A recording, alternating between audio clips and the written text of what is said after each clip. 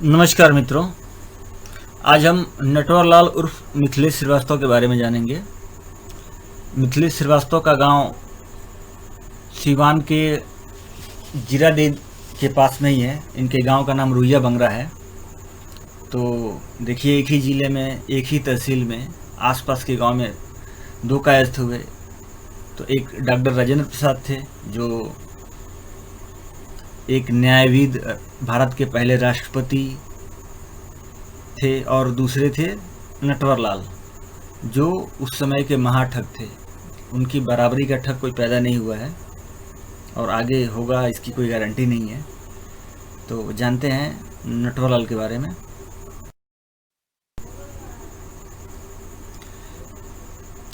सिवान जिला मुख्यालय से लगभग 15 किलोमीटर पश्चिम स्थित रुइया बंगरा जीरादेई प्रखंड का एक गांव है, जो कई टोलों में बसा है। देश रत्न डॉक्टर राजेंद्र प्रसाद के पैतृक गांव से 3 किलोमीटर दक्षिण में बसा है नटवरलाल का गांव बंगरा, जिसके पश्चिम में है रुइया टोला। इस तरह गांव का पूरा नाम रुइया बंगरा है। दुनिया में महाठग नटवरलाल के नाम से प्रसिद्ध मिथिलेश कुमार श्रीवास्तव का गांव है ये। चालाकी और ठगी को ललित कला बना देने वाले मिथिलेश श्रीवास्तव उर्फ नटवरलाल अब इस दुनिया में नहीं है, लेकिन उन पर बहुत सारी किताबें लिखी जा चुकी हैं और एक फिल्म भी बन चुकी है, मिस्टर नटवरलाल, जिसमें अमिताभ बच्चन हीरो थे।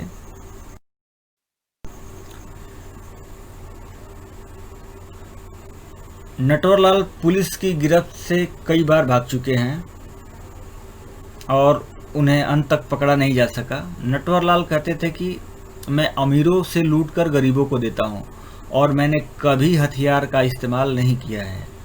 तो इन्होंने अपने जितने भी इन्होंने ठगियां की हैं, तो उसमें किसी तरह का जो है ना तो हथियार का इस्तेमाल किया और ना ही डराया धमकाया। नटवरलाल ने एक बार भरी अदालत में कहा था कि सर, मैं अपनी बात करने की स्टाइल कुछ ऐसी है कि अगर मैं आपसे 10 मिनट बात कर लूं तो आप वही फैसला देंगे जो मैं कहूं। तो अगर ये बात कोई दूसरा बोलता तो उसको हम लोग बोल सकते थे बड़बोला, लेकिन नटवरलाल ऐसा करते थे और ये सत्य है।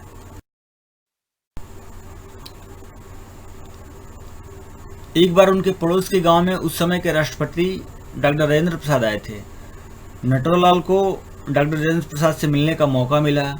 नटवरलाल ने उनके सामने भी अपने हुनर का प्रदर्शन किया और राष्ट्रपति के हूबहू हस्ताक्षर करके सबको हैरान कर दिया। नटवरलाल ने राष्ट्रपति से कहा, यदि आप एक बार कहें तो मैं भारत के ऊपर विदेशियों का पूरा कर्जा चुका सकता हूं और वापस कर उन्हें भारत का कर्जदार बना सकता हूं।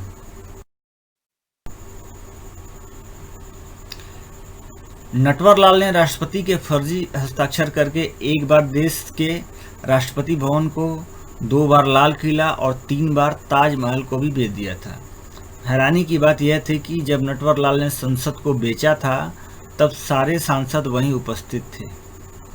नटवरलाल के ऊपर 8 राज्यों में 100 से अधिक आपराधिक मामले दर्ज थे उस समय जो है। तो ये 8 राज्यों में वांटेड थे। नटवरलाल अपने पूरे जीवन काल में 9 बार पकड़े गए थे। अगर उनको मिली सजाओं को जोड़ा जाए तो उन्हें 111 साल की सजा हुई थी, जिसमें उन्होंने 20 साल से भी कम सजा काटी थी। तो ये है नटवरलाल उर्फ मिथिलेश श्रीवास्तव की जीवनी। कैसी लगी आपको कमेंट करके ज़रूर बताएं और चैनल को सब्सक्राइब करते रहिए, मित्रों में शेयर करते रहिए वीडियो। नमस्कार।